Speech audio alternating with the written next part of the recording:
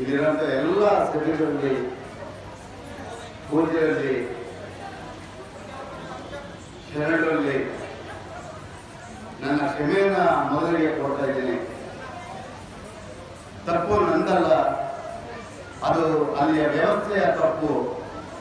ಹಾಗಾಗಿ ನಾನು ವಿಮಾನ ನಿಲ್ದಾಣದಿಂದ ಇಲ್ಲಿ ಬರೋದಕ್ಕೆ ತಡ ಆಯಿತು. ದಯವಿಟ್ಟು ಪೂಜೆಯಲ್ಲಿ ಕ್ಷಮೆಯನ್ನು ಕಾಯ್ತಿದ್ದೀನಿ, ಎಲ್ಲರನ್ನೂ ನಾನು ಕಾಯ್ತಿದ್ದೀನಿ. ವೇದಿಕೆ ಮೇಲೆ ಈ ಒಂದು ಕೇಂದ್ರ ಬಿಟ್ಟು ನಮ್ಮೆಲ್ಲರ ಆಶಾಕಿರಣ ಪರಮ ಪೂಜ್ಯ ಶ್ರೀ ಡಾಕ್ಟರ್ ಬಸವಲಿಂಗಪ್ಪ ಪಟ್ಟದೇವರು ಇವತ್ತು ಈ ಸಂಸ್ಥಾನ ಮಟ್ಟದಲ್ಲಿ ನಾನು ಅವ್ರನ್ನ ಅವ್ರ ಪಕ್ಕದಲ್ಲಿ ಕೂತ್ಕೊಂಡಿದ್ದು ನನ್ನ ಸೌಭಾಗ್ಯ ಅಂತ ಹೇಳ್ಬಿಟ್ಟು ನಾನು ಅಂದ್ಕೊಂಡಿದ್ದೆ. ಯಾಕೆ ಅಂತ ಹೇಳಿದ್ರೆ ಬೇಕಾದಷ್ಟು ಶರಣರಿರ್ತಾರೆ, ಎಲ್ಲರೂ ಕೂಡ ಒಳ್ಳೆ ಕೆಲಸಗಳನ್ನ ಮಾಡಬೇಕು ಅಂತ ಹೊರಡ್ತಾರೆ. ಆದರೆ ಭಗವಂತ ಅವ್ರಿಗೆ ಆ ಶಕ್ತಿ ಕೊಡೋದಿಲ್ಲ. ಆದರೆ ಸೃಷ್ಟಿ ಮಾಡುವಾಗ ಭಗವಂತ ಯಾರ್ಯಾರು ಏನು ಮಾಡಬೇಕು ಅಂತ ಬರ್ತದೆ. ಸಾರಾಗೋವಿಂದು ನೀನೊಬ್ಬ ಕನ್ನಡ ಪರ ಹೋರಾಟಗಾರನಾಗಿ ಕನ್ನಡವನ್ನು ಉದ್ಧಾರ ಮಾಡುವಂಥ ಕೆಲಸ ಮಾಡಿರ್ತಾರೆ. ಪರಮ ಪೂಜರಿಗೆ ಭಗವಂತ ಆಶೀರ್ವಾದ ಮಾಡಿದ್ದಾನೆ. ಈ ಭಾಗದ, ಅದರಲ್ಲೂ ಹಿಂದುಳಿದ ಭಾಗದ ಈ ಜನರನ್ನ ಕಾಪಾಡುವ ಕೈಗಿಡಿ. ಆ ಮಕ್ಕಳಿಗೆ ಗ್ರಾಮಾಂತರ ಪ್ರದೇಶದಲ್ಲಿ ವಿದ್ಯಾದಾನ ಮಾಡುವಂಥ ಶಕ್ತಿಯನ್ನು ಭಗವಂತ ನಿಮಗೆ ಕೊಟ್ಟು ಕಳಿಸಿದ್ದಾರೆ. ಬಹುಶಃ ನಾನು ಸಿದ್ಧಗಂಗೆಯಲ್ಲಿ ಪರಮ ಪೂಜ್ಯ ಶ್ರೀ ನಮ್ಮ ಸಿದ್ಧಗಂಗೆ ಮಹಾಸ್ವಾಮಿಗಳನ್ನ ಯಾವ ರೀತಿ ಆ ಭಾಗದಲ್ಲಿ ನಾವು ನೋಡ್ತೀವೋ ಅದೇ ರೀತಿ ಈ ಭಾಗದಲ್ಲಿ ಈ ಪರಮ ಪೂಜ್ಯರನ್ನ ಈ ರೀತಿ ಗೌರವಿಸ್ತಾ ಇರೋದು, ನೋಡ್ತಾ ಇರೋದು ನಮ್ಮೆಲ್ಲರಿಗೂ ಹೆಮ್ಮೆ. ಹಾಗಾಗಿ ಪರಮ ಪೂಜ್ಯರಿಗೆ ಏನು ನಮ್ಮ ಚನ್ನಬಸಪ್ಪ ಪಟ್ಟದೇವರು 109 ವರ್ಷಗಳ ಕಾಲ ಇದ್ರು, ಅದಕ್ಕಿಂತ ಇನ್ನು 10 ವರ್ಷ ಜಾಸ್ತಿ ಇದ್ದು ಈ ಒಂದು ಸೇವೆಯನ್ನು ಮಾಡುವಂಥ ಆ ಒಂದು ಶಕ್ತಿಯನ್ನು ಭಗವಂತ ನಿಮಗೆ ಕೊಡಲಿ. ನಾವೆಲ್ಲ ಪುನೀತರಾಗ್ತೀವಿ.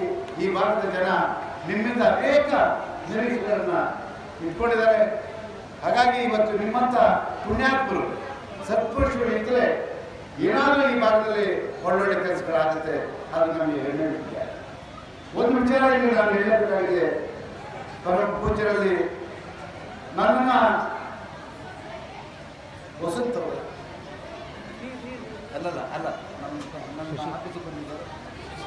ಶಶಿಧರ್ ಅವರು ನನ್ನ ಕಚೇರಿಗೆ ಬಂದು ಇಂಥ ಒಂದು ಕಾರ್ಯಕ್ರಮ ನಡೀತಾ ಇದೆ, ವಚನ ಜಾತ್ರೆ, ಪೂಜ್ಯರು ನಿಮ್ಮನ್ನ ಆಹ್ವಾನಿಸಿದ್ದಾರೆ, ಬರಬೇಕು ಅಂತ ಹೇಳ್ಬಿಟ್ಟು ನಾನು ಒಂದು ಮಾತಾಡಲಿಲ್ಲ. ಇದು ನನ್ನ ಸೌಭಾಗ್ಯ, ನನ್ನ ಭಾಗ್ಯ, ನನ್ನ ಪುಣ್ಯ ಅಂತ ಹೇಳ್ಬಿಟ್ಟು 2 ಮಾತಾಡಲಿಲ್ಲ. ಏನೇ ಕೆಲಸ ಕಾರ್ಯಗಳಿದ್ರು ನಾನು ಬರ್ತೀನಿ ಅಂತ ಹೇಳಿದೆ. ಆ ಒಂದು ಕೆಲಸ ನಾನು ಮಾಡಿದ್ದೀನಿ, ನಾನು ಇಲ್ಲಿ ಬಂದಿದ್ದೀನಿ. ನಿಮ್ಮ ಆಶೀರ್ವಾದ ಪಡೆಯೋದಕ್ಕೆ ನಾನು ಬಂದಿದ್ದೇನೆ. ನಿಮ್ಮ ಆಶೀರ್ವಾದ ಪಡೆಯೋದಕ್ಕೆ ನಾನು ಅಲ್ಲಿಂದ ಇಲ್ಲಿ ಬಂದಿದ್ದೇನೆ.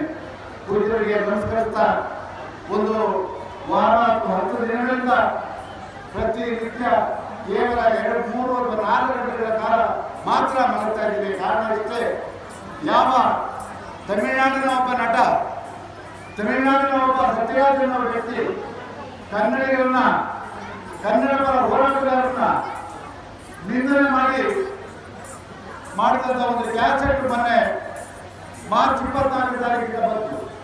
ಇವತ್ತು ಸುಮಾರು 250 ಕೋಟಿ ಖರ್ಚು ಮಾಡಿ ಆ ಒಂದು ಚಿತ್ರ ಈಗ ಬಿಡುಗಡೆ ಆಗ್ತಾ ಇದೆ. ಅದರಲ್ಲಿ ಕಟ್ಟಪ್ಪನ ಪಾತ್ರವನ್ನು ಮಾಡಿದಂಥ ಸತ್ಯರಾಜ್ ಅವರು ಯಾವುದೇ ಕಾರಣಕ್ಕೂ ಕನ್ನಡಿಗರ ಕ್ಷಮೆಯನ್ನು ಕೇಳದೇ ಇದ್ರೆ, ಈ ನೆಲದಲ್ಲಿ ಆ ಚಿತ್ರ ಬಿಡುಗಡೆ ಮಾಡೋದಕ್ಕೆ ಅವಕಾಶ ಮಾಡಿಕೊಡೋಣ ಅಂತ ಹೇಳ್ಬಿಟ್ಟು ನಾನು ಮತ್ತು ವಾಟಾಳ್ ನಾಗರಾಜ್ ಅವರು ಆ ಒಂದು ಹೇಳಿಕೆಯನ್ನು ಕೊಟ್ಟು ಅದಕ್ಕಾಗಿ ಭದ್ರಾಗಿ ನಿಂತುಕೊಂಡು, ಯಾಕೆ ಅಂತ ಹೇಳಿದ್ರೆ ಇದು ಕನ್ನಡಿಗರ ಸ್ವಾಭಿಮಾನದ ಪ್ರಶ್ನೆ. ಕೇವಲ ಒಬ್ಬ ವಾಟಾಳ್ ನಾಗರಾಜ್ ಅವರಿಗೆ, ಒಬ್ಬ ಕನ್ನಡ ಪರ ಹೋರಾಟಗಾರನಿಗೆ ಮಾಡಿದ್ದು ಅವಮಾನ, ಇಡೀ ಕರ್ನಾಟಕಕ್ಕೆ ಮಾಡಿದ ಅವಮಾನ ಅಂತ ಹೇಳಿ ನಾವು ತೀರ್ಮಾನ ತಗೊಂಡು ಇವತ್ತು ನನಗೆ ಇಲ್ಲಿ ಬರುವಾಗ ಖುಷಿ ಆಯಿತು, ಬಹಳ ಸಂತೋಷ ಆಯಿತು. ಇದನ್ನ ತಲುಪಿದಾಗೆ ನನಗೊಂದು ಸಿಹಿ ಸುದ್ದಿ ಬಂತು. ಯಾಕೆಂತ ಹೇಳಿದ್ರೆ ಈ ಮಠ ಏನು ನಮ್ಮ ಹರಿದು ಹೊರತುವಂತ ನಾಡು ಒಂದಾಗೋದಕ್ಕೆ ಎಲ್ಲ ನಾವೆಲ್ಲರೂ ಕೂಡ ಅದರಲ್ಲೂ ವಿಶೇಷವಾಗಿ ಚನ್ನಬಸವ ಮಠದೇವರು ಇವರು ಮಾಡಿದಂಥ ಪುಣ್ಯದ ಕೆಲಸ ಇವತ್ತು ಕೂಡ ಏಕೀಕರಣಕ್ಕೆ ಹೋರಾಟ ಮಾಡಿದಂಥ ವ್ಯಕ್ತಿ ಗುರುಗಳು ಇವತ್ತು ಈ ಕನ್ನಡದ ಗುರುಗಳು ಅಂತ ಹೇಳೋದಕ್ಕೆ ನಾನು ಇಷ್ಟಪಡ್ತೀನಿ. ನಿಮ್ಮ ಮಠದಲ್ಲಿ ನಿಜಾಮರ ಕಾಲದಲ್ಲಿ ಭಾಷೆ ಉರ್ದುನಲ್ಲಿ ಎಲ್ಲ ವ್ಯವಹಾರ ಮಾಡಬೇಕಾಗುತ್ತೆ ಈ ಭಾಗದಲ್ಲಿ. ಆದರೆ ತಾವು ಮಾಡಿದಂಥ ಪುಣ್ಯದ ಕೆಲಸ, ಧೈರ್ಯದ ಕೆಲಸ, ಹೊರಗಡೆ ಉರ್ದು ಭಾಷೆಯಲ್ಲಿ ಬೋರ್ಡ್ ಹಾಕಿ ಒಳಗಡೆ ಕನ್ನಡವನ್ನು ಕಲಿಸುವಂತ ಕೈಂಕರ್ಯವನ್ನ ನೀವು ಮಾಡಿದ್ರಲ್ಲ, ಇದನ್ನ ಯಾವೊಬ್ಬ ಕನ್ನಡಿಗ ಮರೆಯೋದಕ್ಕೆ ಸಾಧ್ಯ ಇದೆ ಅನ್ನೋದನ್ನ ಇವತ್ತು ನಾನು ಹೇಳ್ಬೋದು. ನೀವೆಲ್ಲ ನಮಗೆ ಸ್ಫೂರ್ತಿ ಮತ್ತು ಶಕ್ತಿ. ಇವತ್ತೇನಾದರೂ ಕರ್ನಾಟಕದಲ್ಲಿ ಕನ್ನಡ ಉಳಿದಿದ್ರೆ ಬೆಳೆದಿದ್ರೆ ಅದಕ್ಕಿಂತ ಪುಣ್ಯ ಪುರುಷರು ಕಾರಣಕರ್ತರಾಗ್ತಾರೆ. ಇವರೆಲ್ಲರೂ ಕೂಡ ಮಠಾಧಿಪತಿಗಳಿಗೆ ಎಲ್ಲರಿಗೂ ಕೂಡ ಕನ್ನಡದ ಮೇಲೆ ಬಹಳ ಅಭಿಮಾನ ಇದೆ. ಯಾಕೋ ಏನೋ ಗೊತ್ತಿಲ್ಲ, ನಮ್ಮನ್ನಾಡುವಂಥ ಜನ ಇದರ ಬಗ್ಗೆ ತಲೆ ಕೆಡಿಸ್ಕೊಳ್ತಾ ಇಲ್ಲ. ನಮ್ಮನ್ನಾಡುವಂಥ ಜನ ಕನ್ನಡದ ಬಗ್ಗೆ, ಕನ್ನಡವನ್ನು ಆಡಳಿತ ಭಾಷೆಯನ್ನಾಗಿ ಮಾಡಬೇಕು ವಿಧಾನಸೌಧದಲ್ಲಿ ಅನ್ನೋ ಒಂದು ಕೈಂಕರ್ಯ ಯಾವಾಗಲೂ ನೋಡ್ಬರ್ತಾ ಇಲ್ಲ. ಇದು ಎಲ್ಲೋ ಒಂದು ಕಡೆ ಕನ್ನಡಿಗರಿಗೆ ನೋವಾಗ್ತಾ ಇದೆ. 1956ನೇ ಇಸ್ವಿಯಲ್ಲಿ ಭಾಷಾ ಮಾರುಕಟ್ಟೆಗಳಾದ ಮೇಲೆ ಬೇರೆ ಬೇರೆ ರಾಜ್ಯಗಳಲ್ಲಿ ಎಲ್ಲವೂ ಕೂಡ ಸರ್ವಾಂಗೀಣವಾಗಿ ತಮಿಳು, ತೆಲುಗು, ಮರಾಠಿ ಮತ್ತು ಮಲಯಾಳ ಈ ಎಲ್ಲ ಭಾಷೆಗಳು ಬೆಳೆದು. ಆದರೆ ಕರ್ನಾಟಕದಲ್ಲಿ ಆ ಕೆಲಸ ಮಾಡ್ತಾ ಇಲ್ಲ.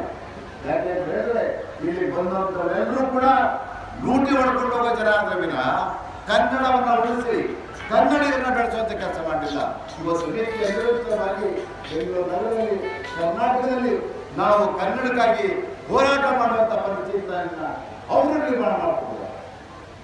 ನನಗೆ ಬರುವಾಗ ಒಂದು ಸಿಹಿ ಸುದ್ದಿ ಬಂತು ಅಂತ ಹೇಳಿದ್ರೆ, ಯಾವ ಸತ್ಯರಾಜು ತಮಿಳುನಾಡಿನ ನಟ ಕರ್ನಾಟಕದ ಕನ್ನಡಿಗರ ಮೇಲೆ ದಬ್ಬಾಳಿಕೆ ಮಾಡಿದ್ದೋ, ಯಾವ ಭಾಷೆ ಮೇಲೆ ದಬ್ಬಾಳಿಕೆ ಮಾಡಿದ್ದೋ ಆ ವ್ಯಕ್ತಿಗೆ ನಾವು ಬಹಿಷ್ಕಾರ ಹಾಕಿದ್ದು, ಆ ಚಿತ್ರ ಬಿಡುಗಡೆ ಮಾಡಬಾರ್ದು ಅಂತ ಹೇಳಿ ಎಲ್ಲ ಕನ್ನಡ ಪರ ಸಂಘಟನೆಗಳು ಕೂಡ ಬೀದರ್ನಿಂದ ಹಿಡಿದು ಬೆಂಗಳೂರಿನವರೆಗೆ ಎಲ್ಲರೂ ಒಟ್ಟಾಗಿ ಹೋರಾಟ ಮಾಡಲಿಕ್ಕೆ ನಾನು ಬರುವಾಗ ಒಂದು ಸಿಹಿ ಸುದ್ದಿಯನ್ನ ಕೇಳಿಬಿಟ್ಟೆ. ಅದು ಪುಣ್ಯಕ್ಷೇತ್ರಕ್ಕೆ ಬರುವಾಗ ಆ ಸತ್ಯರಾಜು ಬೇಸಿರತ್ತಾಗಿ ಕನ್ನಡಿಗರ ಸೇವೆಯನ್ನ ಕೇಳಿದರೆ ಅಂತ ಒಂದು ಸಿಹಿ ಸುದ್ದಿಯನ್ನ ನಾನು ಕನ್ನಡ ನಾಡಿನಲ್ಲಿ ನಾನು ಕೇಳಿದೆ. ಇದು ನನ್ನ ಪುಣ್ಯ. ಅಂತಹ ಒಂದು ಪವಿತ್ರವಾದಂಥ ನನಗೆ ಇವತ್ತು ನಾನು ಕಾಲಿದ್ದೀನಿ. ಅಂತಹ ಒಂದು ಪವಿತ್ರವಾದಂಥ ನೆಲದ ಬಣ್ಣದ ಮೇಲೆ ಇವತ್ತು ನಾನು ನಿಂತಿದ್ದೀನಿ. ಇದು ನನ್ನ ಪುಣ್ಯ ಅಂತ ಹೇಳ್ಬಿಟ್ಟು ನಾನು ಅನ್ಕೊಂಡಿದ್ದೀನಿ. ಯಾಕೆ ಅಂತ ಹೇಳಿದ್ರೆ ಅವ್ರು ಮಾಡಿರುವಂಥ ಪುಣ್ಯದ ಕೆಲಸ ತಾವೆಲ್ಲರೂ ಕೂಡ ಟಿವಿ ಮಾಧ್ಯಮಗಳನ್ನ ನೋಡಿರ್ಬೇಕು. ಟಿವಿ ಮಾಧ್ಯಮಗಳ ಮುಖಾಂತರ ಅವ್ರು ಮಾಡಿರುವಂಥ ಕೆಲಸ ನಿಜವಾಗಿ ಯಾರು ಮಾಡ್ತಾರೆ? ಅನಾಥ ಮಕ್ಕಳನ್ನ ತನ್ನ ಸ್ವಂತ ಮಕ್ಕಳಿಗಿಂತ ಹೆಚ್ಚಾಗಿ ಕರ್ಕೊಂಡೊಂದು ಆರೈಕೆ ಮಾಡೋದಿದೆಯಲ್ಲ, ಇದು ಯಾರ ಕೈಯಲ್ಲಿ ಸಾಧ್ಯ? ಆದ್ರೂ ಕೆಲವು ಮಕ್ಕಳು ಬುದ್ಧಿಮಾಂದ ಮಕ್ಕಳಿದ್ದಾರೆ. ಆ ಬುದ್ಧಿಮಾಂದ ಮಕ್ಕಳ ತಂದೆ ತಾಯಿಗಳೇ ಸಾಕಬೇಕಾಗ್ತ. ಈಗಿನ ಕಾಲದಲ್ಲಿ ತಂದೆ ತಾಯಿಗಳು ಆರೈಕೆ ಮಾಡಬೇಕಾಗ್ತ. ಆದ್ರೆ ತಂದೆ ತಾಯಿಗಳ ಹಿಂದೆ ಇರುವಂತಹ ಆ ಬುದ್ಧಿಮಾಂದ ಮಕ್ಕಳನ್ನು ಕರ್ಕೊಂಡು ಬಂದು ನಿಮ್ಮ ಮಕ್ಕಳಿಗೆ ಇಟ್ಕೊಂಡು ಆ ಕೆಲಸ ಮಾಡಿದಾರಲ್ಲ, ನೀವು ಇನ್ನೂ 50 ವರ್ಷ ಈ ನಾಡಿನಲ್ಲಿ ಭಗವಂತ ನಮ್ಮೆಲ್ಲರ ಆಯ್ತನ್ನ ನಿಮಗೆ ಕೊಡ್ಲಿ ಅಂತ ಹೇಳ್ಬಿಟ್ಟು ನಾನು ಯಾಕೆಂತಂದ್ರೆ ಅಂತ ಪುಣ್ಯದ ಕೆಲಸ ನಾಡಿನಲ್ಲಿ ಕೆಲವರು ಹಾಗಾಗಿ ಅಂಥ ಕೆಲಸವನ್ನ ಈ ಭಾಗದಲ್ಲಿ ಮಾಡ್ತಾ ಇದ್ದಾರೆ. ಎಲ್ಲೋ ಕಡೆ ನನಗೆ ವಿಮಾನ ಮಿಸ್ ಆದಾಗ ನಾನು ಅನ್ಕೊಂಡೆ ಎಲ್ಲೋ ಕಡೆ ಪೂಜೆ ಮೇಲೆ ನನ್ನ ಮೇಲೆ ಕೋಪ ಇರಬೇಕು, ಮುನಿಸಿರ್ಬೇಕು, ಅದಕ್ಕೆ ನನ್ನನ್ನು ಹಚ್ಕೊಳ್ತಾ ಇದ್ದಾರೆ. ಆದ್ರೆ ಭಗವಂತ ಅದೇನು ಆ ಪ್ರೇರಣೆ ಕೊಂಡ ಗೊತ್ತಿಲ್ಲ. ನನ್ನ ಜೊತೆ ವೀರೇಶ್ ಅನ್ನೋ ವಿದ್ಯಾರ್ಥಿಗಳು ಇವತ್ತು ನಾನು ಬೆಂಗಳೂರು ಈ ಒಂದು ಜಾಗಕ್ಕೆ ಬರೋಕ್ಕಾಗ್ತಿರಲಿಲ್ಲ. ಅವರು ಸುವರ್ಣ ಸುದ್ದಿವಾಹಿನಿದ್ದಾರೆ. ಅವರೇ ಆದಂಥ ಸ್ವಂತ ಒಂದು ಚಿತ್ರಲೋಕ .com ಅನ್ನ ಮಾಡಿಕೊಂಡು ಬೆಂಗಳೂರಲ್ಲಿ ಪತ್ರಕರ್ತರಾಗಿದ್ದಾರೆ. ಅವರಿಂದ ಅವರ ಪ್ರಯತ್ನದಿಂದ ಮತ್ತೊಂದು ಫ್ಲೈಟ್ ಇಟ್ಕೊಂಡು ನಾನು ಇಲ್ಲಿ ಬಂದೆ. ತಡವಾಗಿ ಬಂದರೂ ಕೂಡ ನನಗೆ ಅವರ ಆಶೀರ್ವಾದ ಬಿಟ್ಟು ಇನ್ನು ನನಗೆ ಯಾವುದೇ ಭಯ ಇಲ್ಲ. ಗುರುಗಳೇ, ನಿಮ್ಮ ಆಶೀರ್ವಾದದಿಂದ ಇನ್ನೂ ಹೆಚ್ಚು ಹೆಚ್ಚು ಕನ್ನಡ ಹೋರಾಟವನ್ನು ಬೆಂಗಳೂರು ನಗರದಲ್ಲಿ ನಾನು ಮಾಡ್ತೀನಿ ಅಂತ ಮಾತನ್ನ ಇವತ್ತು ನಿಮ್ಮ ಮುಂದೆ ಪ್ರಮಾಣವನ್ನು ಕಟ್ಟಿ ನಾನು ಹೇಳ್ತಾ ಇದ್ದೀನಿ. ಹಾಗಾಗಿ ಇವತ್ತು ನಾನೊಬ್ಬ ಶಾಸಕನೂ ಅಲ್ಲ, ನಾನೊಬ್ಬ ಮಂತ್ರಿನೂ ಅಲ್ಲ, ನಾನು ಯಾವುದೇ ರಾಜಕೀಯದಲ್ಲೂ ಇಲ್ಲ. ಆದರೆ ರಾಜ್ಕುಮಾರ್ ಅವರ ಒಡನಾಡಿಯಾಗಿ ಸುಮಾರು 30 ವರ್ಷಗಳ ಕಾಲ ಅವರಿದ್ದೆ. ಇದು ನನ್ನ ಸೌಭಾಗ್ಯ. ಅವೆಲ್ಲವನ್ನೂ ನಾನು ಹೇಳ್ಕೊಟ್ಟಿದ್ದೆ. ಗುರುಗಳು ಅಂದ್ರೇನು, ಸಾಮಾನ್ಯ ಜನರು ಅಂದ್ರೇನು, ಹಿರಿಯರು ಅಂದ್ರೇನು, ಕಿರಿಯರು ಅಂದ್ರೇನು, ಎಲ್ಲವನ್ನ ನಾನು ಹೇಳ್ಕೊಟ್ಟಂತ ಮಹಾನ್ ಸಾಧ್ವಿ ರಾಜ್ಕುಮಾರ್. ಇವತ್ತೇನಾದರೂ ಈ ಭಾಗದಲ್ಲಿ ನಾನು ಅನೇಕ ಊರುಗಳನ್ನ ಜಿಲ್ಲೆಗಳನ್ನ ನೋಡಿದ್ರೆ 1982ನೇ ಇಸ್ವಿನಲ್ಲಿ ಏನು ಗೋಕಾಕು ಚಳವಳಿ ಪ್ರಾರಂಭ ಆಯಿತು, ಆ ಮುಖಾಂತರ ಎಲ್ಲ ಭಾಗದ ಜನರನ್ನ, ಎಲ್ಲ ಮುಖ್ಯವಾದ ಸ್ಥಳಗಳನ್ನ ಅವರಿಂದ ನೋಡೋದಕ್ಕೆ ಸಾಧ್ಯ ಆಯಿತು, ಅವರಿಂದ ನೋಡೋದಕ್ಕೆ ಸಾಧ್ಯ ಆಯಿತು. ಅಂಥ ಒಬ್ಬ ಮೇರು ನಟ ರಾಜ್ಕುಮಾರ್ ಅವರು ಅವತ್ತು ಭಾಷೆಗಾಗಿ ಹೋರಾಟವನ್ನು ಮಾಡಿದ್ರು. ಇವತ್ತು ನಾವೆಲ್ಲರೂ ಕೂಡ ಅವರ ಹಾದಿಯಲ್ಲೇ ಹೋಗ್ತಾ ಇದ್ವಿ, ಅವರು ತೋರಿದಂಥ ಹಾದಿಯಲ್ಲೇ ನಡ್ಕೊಂಡು ಹೋಗ್ತಾ ಇದ್ವಿ. ಗುರು ಹಿರಿಯರ ಆಶೀರ್ವಾದದಿಂದ ಕನ್ನಡದ ಕೆಲಸವನ್ನ ಯಾವ ಮುಲಾಜಿಗೂ ಒಳಗಾಗುತ್ತೆ, ಯಾವುದೇ ಮುಲಾಜಿಗೂ ಒಳಗಾಗುತ್ತೆ, ಯಾವುದೇ ರಾಜಿ ಇಲ್ಲ ಕನ್ನಡದ ವಿಚಾರದಲ್ಲಿ. ಅದು ಮೇಲಿಂದ ಕೆಳವರೆಗೂ ಸರಿ, ರಾಜಕಾರಣಿ ಮುಖ್ಯಮಂತ್ರಿಯಿಂದ ಹಿಡಿದು ಸಾಮಾನ್ಯ ಜನವರೆಗೂ ಕೂಡ ಕನ್ನಡದ ವಿಷಯದಲ್ಲಿ ರಾಜಿ. ಇದು ನಾನು ನಡ್ಕೊಂಡು ಹೋಗ್ತದೆ. ಅದಕ್ಕೆ ನಿಮ್ಮೆಲ್ಲರ ಆಶೀರ್ವಾದದಿಂದ ನಾನು ಆ ಒಂದು ಹೋರಾಟವನ್ನು ಕೈಗೂಡಿಸ್ಕೊಂಡು ಇಲ್ಲಿ ಬಂದಿದ್ದೀನಿ. ಇವತ್ತು ನನ್ನ ಹೋರಾಟಕ್ಕೆ ಜಯ ಸಿಕ್ಕಿದೆ.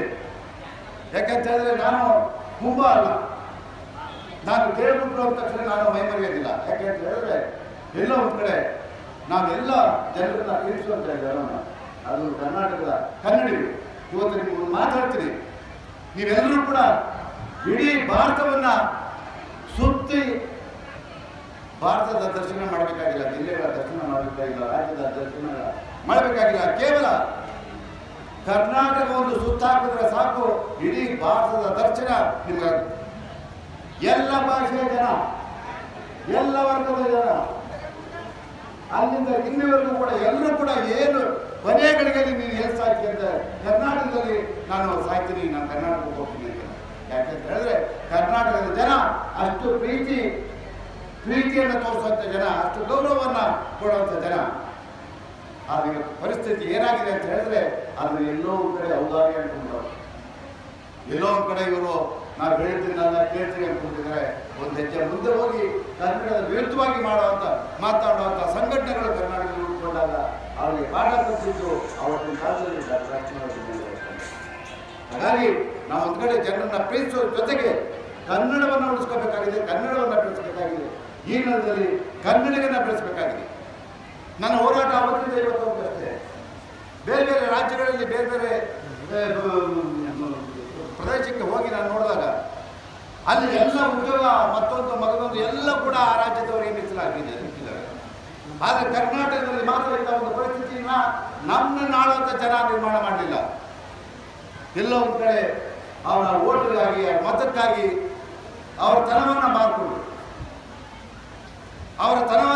ಇವತ್ತು ಕನ್ನಡವನ್ನು ಹರಾಜಾಕುವಂಥ ಕೆಲಸ ಮಾಡುವುದು. ಆದರೆ ಆ ಜವಾಬ್ದಾರಿಯನ್ನು ಉಳಿಸ್ಕೊಳ್ಳುವಂಥ ಜವಾಬ್ದಾರಿಯನ್ನು ನಾವು ಕನ್ನಡ ಪರ ಹೋರಾಟಗಾರರು ಯಾರೇ ಇರ್ಬೋದು, ರಕ್ಷಣಾ ವೇದಿಕೆ ಇರ್ಬೋದು, ವಿಷ್ಣುವರ್ಧನ್ ಅಭಿಮಾನ ಸಂಘ ಇರ್ಬೋದು, ರಾಜ್ಕುಮಾರ್ ಯಾರು ಬೇಕಾದ್ರೂ ಇರ್ಬೋದು. ಈಗ ಯಾರು ಗುತ್ತಿಗೆ ತಗೊಂಡಿಲ್ಲ.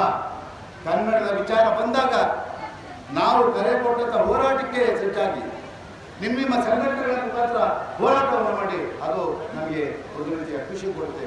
ಆ ಕೆಲಸ ಈ ಭಾಗದಲ್ಲಿ ನಾನು ಕೈ ಮುಗಿದು ಕೇಳ್ಕೊಳ್ತೀನಿ. ನನ್ನ ಗುರುಗಳು, ಪೂಜ್ಯರು ಎಲ್ಲ ಸಂಘಟನೆಗಳನ್ನು ಸೇರಿಸಿ ಇಲ್ಲಿ ಕನ್ನಡವನ್ನು ಬೆಳೆಸುವಂಥ ಕೆಲಸವನ್ನು ಈ ಭಾಗದಲ್ಲಿ ನೀವು ಮಾಡಿದ್ರೆ ನನಗೆ ಎಷ್ಟೋ ಆನಂದ ಆಗುತ್ತೆ. ಆ ಮಾತಿಗೆ ಅನ್ನೋ ನಂಬಿಕೆ ನನಗೆ. ಯಾಕೆಂದರೆ ಜನ ನಿಮ್ಮ ಮಾತುಗಳು, ಜನ ನಿಮ್ಮ ಮಾತನ್ನ ಕೇಳ್ತಾರೆ, ನಮ್ಮ ಮಾತುಗಳಲ್ಲ. ಯಾಕೆಂತ ಹೇಳಿದ್ರೆ ಸಂತೋಷರು, ಸಂಪನ್ನರು, ಸಮಾಜದ ಕಳಕಳಿಗಳಿರುವಂಥವ್ರು ನೀವು. ನಿಮ್ಮ ಮಾತನ್ನ ಜನ ಕೇಳ್ತಾರೆ. ನಿಮ್ಮ ಮುಖಾಂತರ ಕನ್ನಡವನ್ನು ಬೆಳೆಸುವಂಥ ಕೆಲಸವನ್ನು ಈ ಭಾಗದಲ್ಲಿ ನಾನು ಮಾಡಬೇಕಾಗಿದೆ. ಹಿರಿಯ ಸ್ವಾಮಿಗಳು ಅವರು ಹೆಜ್ಜೆ ಮುಂದೆ ನೋಡೋಕ್ಕೆ ಒಂದು ದೈವಿ ಅಂದರೆ ನಿಮ್ಮಿಂದ ನಾನು ಬಹಳಷ್ಟು ಕನ್ನಡದ ನಿರೀಕ್ಷೆಯನ್ನು ಇಟ್ಕೊಂಡಿದ್ದೀನಿ. ಯಾಕೆಂದರೆ ಎಲ್ಲಾದರೂ ಹಾಗೆ ಆ ಗುರುಗಳ ಜೊತೆ ನೀವು ಇದ್ದೀರಾ, ನಿಮ್ಮಿಂದನೂ ಆಗಿಲ್ಲ ಆಗಲಿ, ಮಠದ ಉದ್ಧಾರ ಕೂಡ ಆಗಲಿ. ನಾನು ಹೇಳಿದ್ರು ಖಂಡ್ರೆಯವರು ಮಾತಾಡ ಹೇಳಿದ್ರು, ನನಗೆ ಭಾಳ ಖುಷಿ ಆಯಿತು. ಭೀಮಣ್ಣ ಖಂಡ್ರೆಯವರು ನನಗೆ ಬಹಳ ಒಳ್ಳೆ ಆಗ್ತೀವಿ, ನನ್ನನ್ನು ಖಂಡ್ರೆಯವರು ಬಹಳ ಪ್ರೀತಿ, ನನ್ನ ಮೇಲೆ ಅಷ್ಟೊಂದು ಪ್ರೀತಿ. ಯಾಕೆಂತಂದರೆ ನಾನು ಬಾಲ್ಕಿಗೆ ಪ್ರವೇಶ ಮಾಡೋದು ಹುದ್ದಾರಿಂದ ಒಳಗಡೆ ಬರೋಲ್ಲ. ನಾನು ನೋಡಿದೆ ಎಲ್ಲೋ ಒಂದು ಕಡೆ ನಾನು ಮೈಸೂರು ಜಿಲ್ಲೆಯಲ್ಲಿ ಓಡಾಡ್ತಾ ಇದ್ದೀನಿ, ಮೈಸೂರು ನಗರದಲ್ಲಿ ಓಡಾಡ್ತಾ ಇದ್ದೀನಿ. ಒಂದು ಜಿಲ್ಲೆಯಿಂದ ಒಂದು ಇಲ್ಲ, ಅಷ್ಟು ಚೆನ್ನಾಗಿ ಅಷ್ಟೊಂದು ಮಾಡ್ಕೊಂಡು ಬಂದಿದ್ದಾರೆ. ಇದೆಲ್ಲ ಮಾಡಬೇಕಾಗಿತ್ತು ಇಬ್ಬರು ಅವರ ಕರ್ತವ್ಯ. ಆ ಕೆಲಸವನ್ನು ಈ ಭಾಗದಲ್ಲಿ ಪ್ರಕಾಶ್ ಖಂಡ್ರೆಯವರು ಮಾಡಿದರೆ ನನಗೆ ತುಂಬ ಖುಷಿ ಆಯಿತು. ಇನ್ನೂ ಹೆಚ್ಚು ಈ ಭಾಗದಲ್ಲಿ ಒಳ್ಳೆ ಕೆಲಸಗಳನ್ನು ಖಂಡ್ರೆಯವರು ಮಾಡಿ ಇನ್ನೂ ಬೇಕಾದ ನಮಗೆ ಆದರೆ ಜನರ ಉದ್ಧಾರ ಮಾಡಬೇಕಾಗಿದೆ, ಈ ನಾಡಿನ ಸಂರಕ್ಷಣೆ ಮಾಡಬೇಕಾಗಿದೆ. ಆ ಕೆಲಸವನ್ನು ನಾವು ಮಾಡ್ತಾರೆ ಅನ್ನೋ ಒಂದು ನಂಬಿಕೆ ಕೂಡ ನನಗಿದೆ. ಭಾಳ ಸಮಯ ಆಗಿದೆ, ಊಟದ ಸಮಯ ಆಗಿದೆ. ಕನ್ನಡದ ವಿಚಾರ ಬೇರೆ ವಿಚಾರಗಳನ್ನು ಮಾತಾಡಬೇಕಂದ್ರೆ ಬಹಳಷ್ಟು ಮಾತಾಡ್ಬೋದು. ಆದರೆ ಸಮಯದ ಅಭಾವ ನನಗೂ ಗೊತ್ತಿದೆ, ನಾನು ಹೋಗಬೇಕಾಗಿರೋದ್ರಿಂದ ಮತ್ತೊಮ್ಮೆ ಪೂಜ್ಯರು ನನ್ನ ಮೇಲೆ ಪ್ರೀತಿ ಇಟ್ಟು ಒಬ್ಬ ಕನ್ನಡ ಹೋರಾಟಗಾರರಿಗೆ ನೀವು ಗೌರವ ಕೊಟ್ಟು ನನ್ನನ್ನು ಇಲ್ಲಿಗೆ ಆಹ್ವಾನಿಸಿದ್ದಕ್ಕೆ ನಿಮಗೆ 108 ನಮಸ್ಕಾರಗಳನ್ನು ಹೇಳ್ತಾ ಮತ್ತೊಮ್ಮೆ ಆಗಾಗ ಈ ಕ್ಷೇತ್ರಕ್ಕೆ ಬರುವಂಥ ಕೆಲಸ ನನ್ನಿಂದಾಗಲಿ. ಅದಕ್ಕೆ ನೀವು ಆಶೀರ್ವಾದ ಮಾಡಿ ಖಂಡಿತ ನಾನು ಇನ್ನೊಂದು ಬಂದು ಮುಂದೆ ಚರ್ಚೆ ಮಾಡ್ತೀನಿ. ಯಾಕೆಂತ ಹೇಳಿದ್ರೆ ನಿಮ್ಮಂಥವರ ವಚನಗಳು ನಮಗೆ ಬೇಕಾಗಿ. ಯಾಕೆಂತ ಹೇಳಿದ್ರೆ ಬಸವಣ್ಣ ಶರಣರ ನಾಡು, ಈ ನಾಡಲ್ಲಿ ಏನೆಲ್ಲ ಅಭಿವೃದ್ಧಿ ಆ ಶರಣರು ಇಂಥ ಗುರುಗಳು ಎಲ್ಲ ಇದ್ರೆ ನಾಡು, ಅದಕ್ಕೆ ಒಂದು ಕಳೆ. ನೀವು ಯಾರು ಇಲ್ಲ ಅಂದ್ರೆ ಅದಕ್ಕೆ ಏನೂ ಇಲ್ಲ. ಹಾಗಾಗಿ ಅಂತಹ ಒಂದು ಪುಣ್ಯದ ಕೆಲಸವನ್ನು ಈ ಭಾಗದಲ್ಲಿ ವಿದ್ಯಾದಾನ ಶ್ರೇಷ್ಠದಾನ ಅಂತ ಹೇಳ್ತಾರೆ. ಹಾಗೆ ಆ ವಿದ್ಯಾದಾನವನ್ನು ಮಾಡುವ ಮೂಲಕ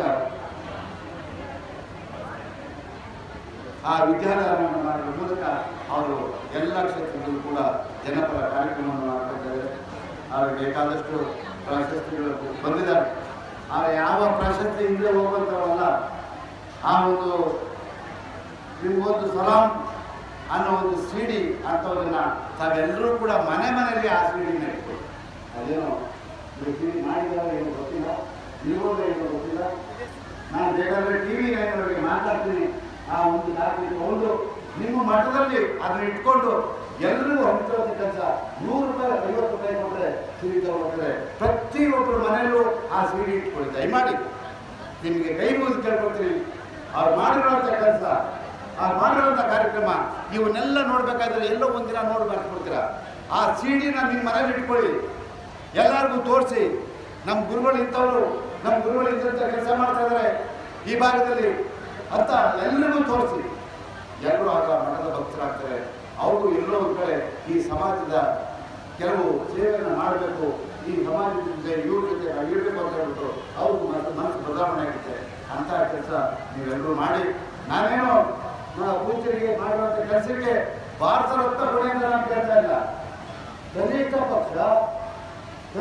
ಪಕ್ಷ ರಾಜ್ಯ ಸರ್ಕಾರ, ಮಾಧ್ಯಮದ ಮಿತ್ರರಿದ್ರೆ ದಯಮಾಡಿ ಕನಿಷ್ಠ ಪಕ್ಷ ರಾಜ್ಯ ಸರ್ಕಾರ ಅವರಿಗೆ ಕರ್ನಾಟಕ ರತ್ನ ಪ್ರಶಸ್ತಿ ಕೊಡುವ ಮೂಲಕ ಅವರನ್ನು ಗೌರವಿಸಬೇಕು ಅಂತ ಹೇಳ್ಬಿಟ್ಟು ನಾನು ಒತ್ತಾಯ ಮಾಡ್ತೀನಿ. ನಾನು ಮಾನ್ಯ ಮುಖ್ಯಮಂತ್ರಿಗಳಲ್ಲಿ 24ನೇ ತಾರೀಕು ನಾನು ಅವರು ಒಂದೇ ವೇದಿಕೆಯಲ್ಲಿರ್ತೀವಿ. ಈ ವಿಷಯ ಅಲ್ಲಿ ಪ್ರಸ್ತಾಪ ಮಾಡ್ತೀನಿ. ಇಂಥವ್ರಿಗೆ ಪ್ರಶಸ್ತಿ ಕೊಟ್ಟರೆ ರಾಜ್ಯ ಸರ್ಕಾರಕ್ಕೂ ಗೌರವ, ನಿಮಗೂ ಗೌರವ. ದಯಮಾಡಿ ಅವ್ರು ಯಾವತ್ತೂ ಏನು ಕೇಳಿದವರಲ್ಲ. ಈ ಪ್ರಶಸ್ತಿಯನ್ನು ನೀವಾಗಿ ಅವರಿಗೆ ಕೊಟ್ಟರೆ ಒಂದು ಗೌರವ ಇರುತ್ತೆ ಅಂತ ಹೇಳಿ ಮುಖ್ಯಮಂತ್ರಿಯವ್ರ ಜೊತೆ ಕೂಡ ನಾನು ಚರ್ಚೆ ಮಾಡ್ತೀನಿ. ಆ ಕೆಲಸ ಬೇಗ ಆಗಲಿ ಅಂತ ಹೇಳ್ತಾ ಮತ್ತೊಮ್ಮೆ ಇಷ್ಟೊತ್ತು ನನ್ನ ಮಾತನ್ನು ಕೇಳಿದಂಥ ಎಲ್ಲ ಭಕ್ತ ಮಹಾಶಯರಿಗೆ, ಶರಣರಿಗೆ, ವಿಶೇಷವಾಗಿ ಪೂಜ್ಯ ಶ್ರೀ ಗುರುಬಸಪ್ಪ, ಡಾಕ್ಟರ್ ಗುರುಬಸಪ್ಪ ಪಟದೇವರು, ಹಿರಿಯರು ಎಲ್ಲರಿಗೂ ಹೊರಿಸಿ ನನ್ನ ಮಾತನ್ನು ಮುಗಿಸ್ತೀನಿ. ಯಾರು ಹೆಸರಿಸಿದ್ರೆ ದಯವಿಟ್ಟು ಕ್ಷಮಿಸಬೇಕು. ಮತ್ತೊಮ್ಮೆ ಇನ್ನೊಂದು ಸಾರಿ ಇದೇ ವಚನ ಜಾತ್ರೆಗೆ ನಾನೇ ಬರ್ತೀನಿ. ನೀವು ಫೋನ್ ಮಾಡಿ ನಾನು ಬರ್ತೀನಿ.